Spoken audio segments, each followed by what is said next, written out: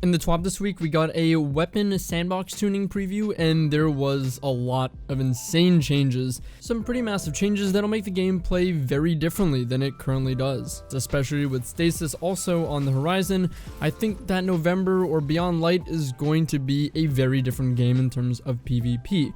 I'm going to be going over all these changes, but instead I'll be doing an individual video for all of the category of changes, different weapon types, and giving my thoughts and an in-depth breakdown. The point of these videos and all videos from this point on forward is to prepare ourselves to predict the meta game in Beyond Light, and of course prepare our loadouts for PvP. So in this video I'm talking about the hand cannon changes, which are probably the most requested, anticipated, and controversial. Firstly, starting with the aggressive hand cannons, these are getting nothing but buffs with an increase of rate of fire from 110 RPM to 120, and they also said they broke out aggressive hand cannons, allowing them to get custom tuning of their stats, meaning they can tune the stats of aggressive hand cannons differently than the other archetypes. In this case, they actually pushed out the range quite a bit, so 100 range on an aggressive hand cannon will give it damage drop off that starts at 32 meters. Keep in mind that is a hip fire stat. Obviously this is a best case scenario. I mean, do you usually have a hand cannon with 100 range? Probably not, so this is just a reference point.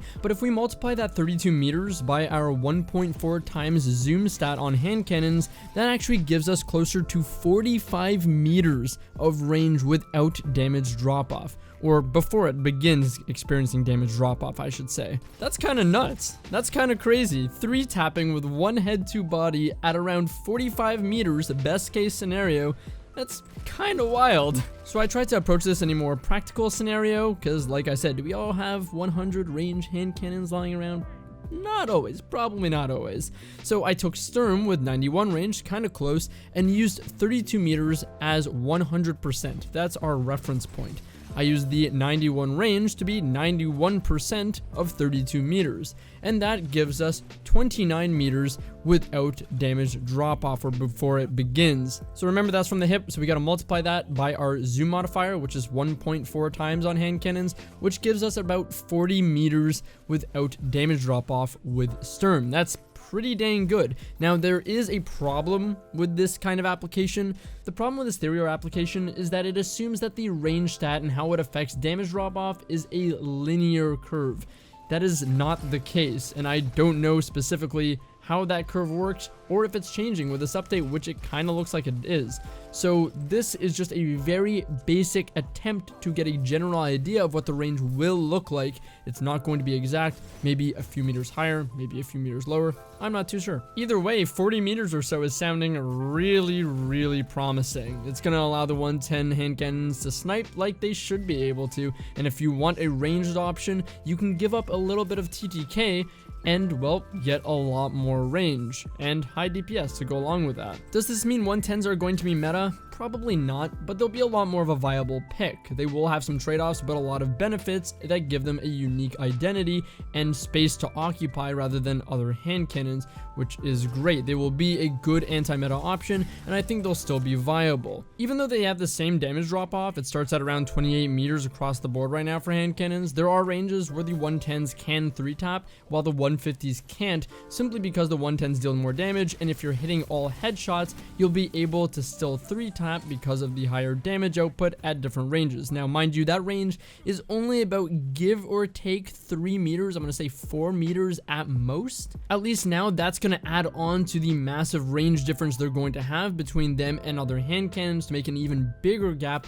where their time to kill is simply better at those, again, further ranges, and you won't have to have those headshots hit to make sure that you're going to get a 3-tap, which is great as well. I didn't even get to mention that the rate of fire increase is going to give these guns a 1 second flat optimal time to kill, which is a bit quicker, previously 1.07 seconds in 1 crit 2 body up until 6 resilience, and then a 1.5 base time to kill up from 1.6. So slightly faster rate of fire, it's going to fire slightly quicker. I know that doesn't sound like a lot, but in game I find that these even small tweaks in rate of fire change the feel of the weapon quite a bit. Of course, this also means that they're going to be less punishing when you miss, which was the biggest issue with these. Because of the slow rate of fire, you have to take a long time to reacquire your target and then shoot again, and if you miss, you're pretty much dead. So this will alleviate a tiny bit of that pressure. Now we have adaptive and precision hand cannons. The range stat now has more impact on minimum damage fall off for both the archetypes. These are the other hand cannons. Damage fall off for 100 range now starts at 25 meters. It was 20 meters previously.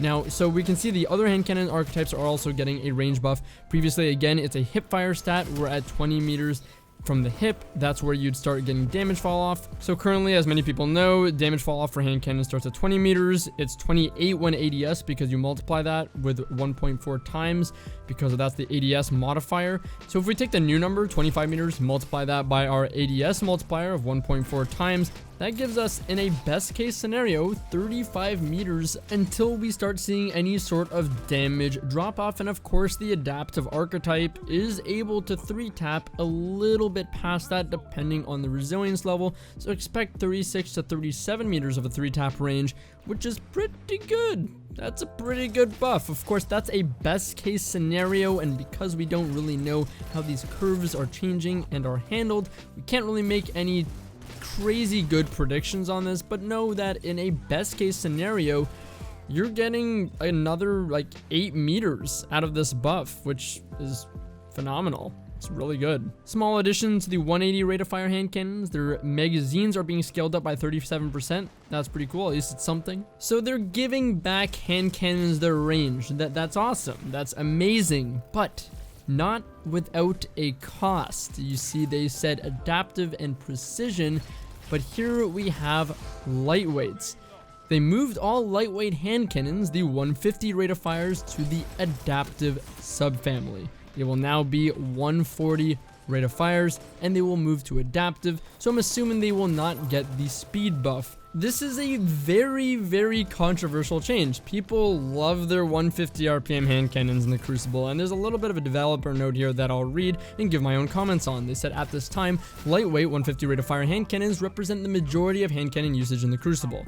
While we experimented with different ways to even out lightweights and adaptives, lightweight hand cannons consistently retained a faster time to kill. As such, we opted to equalize their rate of fire. We selected 140 rate of fire as it is fairly balanced in the Crucible Sandbox, gives other weapon archetypes more time to breathe between shots, avoids an overabundance of hand cannons with faster TTKs than other weapons, and pairs nicely with the upcoming changes to 600 rate of fire autos. Talked about that more below that, but we're going to talk about that in a different video. I think the majority of people are going to be upset about these changes. Even though hand cannons are getting a healthy bit of range back, I want to assume most people are dissatisfied with this. Personally, I think this is a really good change. I think people need to realize with so much range coming back to hand cannons, they're going to have much more effective distances, and hand cannons are overall the most versatile weapons in the game. They're the best guns in the game. Nothing can really tell me otherwise, simply because they deal the highest damage, have the lowest zoom, have some of the most forgiving aim assist values, as well as allow you to play cover and a bunch of other things that I don't feel I need to go into. They're the best. In the current state, you run into a lot of scenarios where you're actually outside of your 3-tap range, which overall hurts your time to kill. With the new ranges, you're going to be able to maintain your time to kill more often than not, I want to say, on the majority of maps. And while I think that is a really good change, they mentioned that keeping 150 hand cannons in the game still led them to just being better because of the myriad of benefits they gain and just a straight up faster time to kill and faster base time to kill. They mentioned that 140 RPM with the 0.87 optimal time to kill is a fair time to kill in the current sandbox, and I wanted to elaborate on that a little bit. 0.8 seconds is one of the fastest time to kill in the game, and I want to say it's fairly reserved for weapons that have a very high critical hit ratio, but also a very high amount of tracking required while hitting that critical hit ratio, meaning there's a high amount of time on target and a high amount that needs to be headshots, meaning there's a healthy amount of risk associated that you're most likely not going to hit that every single time, but if you do, you are rewarded. The only weapons that surpass the 0.8 time to kill is the aggressive or high impact pulses that have a very fast, about 0.7 optimal time to kill, but a lot of risk associated since there's such a massive disparity with their base time to kill being 1.6 seconds, and if you miss the optimal time to kill, you're actually getting a worse time to kill than a hand cannon 3-tap, and it rides on you having to hit 6 crits in a row in 2 bursts, or in the case of the aggressive, 6 crit to body. Some of you might be wondering, well, why do the high impact scouts get to keep their 0.8 and 3 critical shots? That's no different than a hand cannon, right?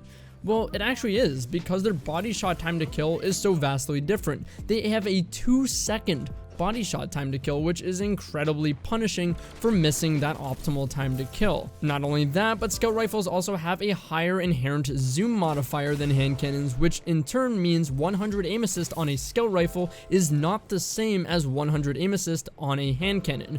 No, Meta does not have more aim assist than Dire Promise, it's the other way around, because the zoom level affects the aim assist cone. I plan to cover this in another video, but the new 600 RPM auto time to kill is going to be a 9-shot versus 4 resilience, 10-shot beyond that, and it's going to be a 0.8 second best case scenario or 0.9 second above the resilience threshold for an optimal time to kill, and the 14 body shot kill at 4 resilience is going to be 1.3 seconds. This is either only slightly faster than the 140 RPM hand cannons for more time on target, albeit of course you're not going to have to control much recoil, and the base time to kill is about the same, and both of these get slower, so the same optimal and slower base above 4 resilience. So what I'm trying to say is all of these weapons, the trend here is they have some sort of risk involved. I feel they all have a good ample amount of risk to hitting that 0.8 second time to kill, whereas if I had to be frank, I think that 150 RPM hand cannons don't have a lot of that associated risk. I think there's an argument to be made about auto rifles and how missing with autos isn't nearly as punishing as a hand cannon, scout, or pulse rifle, but either way, like I said, with the damage changes, they seem to be only slightly faster or the same optimal time to kill and the same or slower base time to kill. So I think the 140 RPM hand cannons time to kill is rather fair. It allows hand cannons to still be similar to what they were. It's a barely slower time to kill, but also gives other weapons more room to breathe. I personally am in favor of a slightly slower time to kill that allows other weapons more room to breathe in exchange for getting rid of that abysmal, annoying damage drop-off that trivializes hand cannons. I mentioned that I don't believe there's truly a ton of risk with lightweight hand cannons, and that's quite frankly because I think they had too much of everything, invalidated other hand cannon archetypes, and were the easiest of the hand cannon archetypes. Unlike their 150 RPM scout counterparts, they both had a fast optimal time to kill of the 0.8 seconds, and a faster than pretty much other archetypes base time to kill that didn't exactly punish you for missing. Lightweights have both high range, comparable to the aggressives, high enough damage, comparable and enough to put adaptives out of a job, and a high enough rate of fire that was both very, very forgiving and still lethal to put 180s out of a job. And out of all of this, they also still gain a speed boost and dodge cooldown boost for hunters, and maybe the most important factor, the highest aim assist values on top of already a forgiving rate of fire to if you missed, if that was even happening with some of the crazy aim assist values on these guns. The top hand cannons in the game all have 90 plus base aim assist, being able to hit 100 very easily, and the lowest base zoom in the game, which again, the lower the zoom, the greater effective aim assist, so not only are these the easiest to land shots with, they also punish you the least out of all the hand cannons for missing,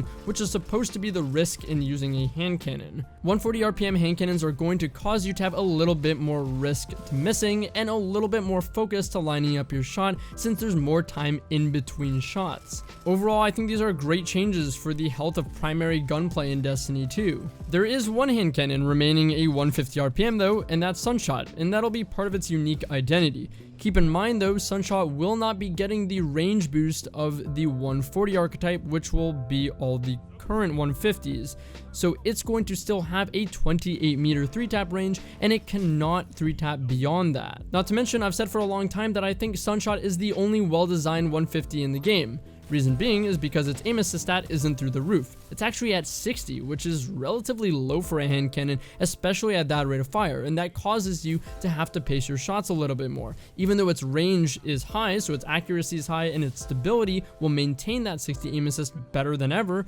it's still an overall low aim assist value that will cause you to actually have to land your shots and pace them differently at different ranges. And yeah, when your shots are whiffing with Sunshot, you're probably just missing. Don't worry, I went through that too. Overall, I think hand cannons are going to be in a more skill-oriented or emphasized place, which is a good thing. We have to remember that the aim assist penalty from shooting repeatedly and the bloom effect of the accuracy cone also scales to rate of fire, so these weapons are going to require a bit more of a specific rhythm to be very good with and land shots consistently with, as opposed to the 150s, which didn't need that as much. As much as this is a massive positive for primary versus primary gunplay in Destiny 2, I am a bit concerned with essentially this being a time to kill nerf and how we're going to be able to combat special weapons as effectively. It almost feels like the primary weapon gunplay and the special weapon gunplay are balancing are from two different games of Destiny 2,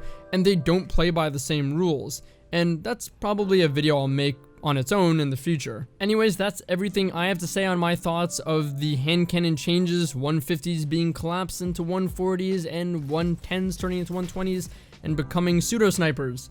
So yeah, thank you guys for watching. I appreciate you listening to me ramble about things I probably shouldn't take this seriously, but I do.